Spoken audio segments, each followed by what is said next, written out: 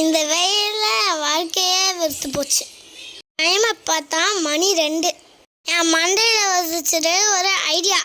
இருப்பா வரேன்னு சொல்லிட்டு நானும் தோண்டில் ஒரு துண்டு எடுத்து போட்டு எங்கள் அப்பாவோட கண்ணாடி எடுத்து போட்டுக்கிட்டு வந்தேன். கதவு பூட்டுப்பா, ஒரு இடத்துக்கு போகலான்னு சொன்னேன். அப்பாவுக்கு ஒன்றுமே புரியல.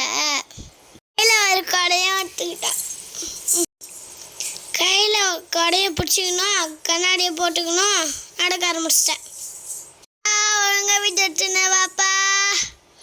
எங்கள் அப்பாவும் சரிம்மா போமா அப்படின்னாங்க. டைமுக்கெல்லாம் எங்கள் வீட்டு பக்கத்துலேயே பம்பு செட்டு ஓடும். அங்கே தான் எங்கள் அப்பா கூட்டிகிட்டு போனேன். வயலை பார்த்துக்கிட்டு நடந்துகிட்டே வந்தோம்.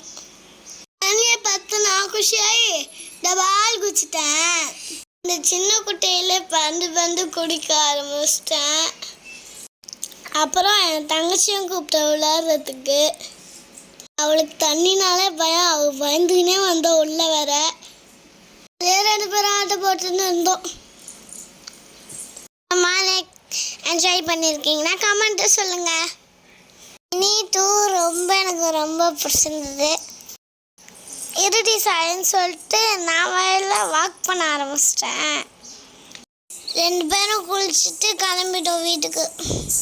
கண்ணாடி எடுத்துக்கிட்டு குழந்தை எடுத்துன்னு கிளம்பிட்டோம். பாபா, இந்த வீடியோ உங்களுக்கு பிடிச்சிருந்தா லைக் பண்ணுங்கள், ஷேர் பண்ணுங்கள், சப்ஸ்கிரைப் பண்ணுங்கள்.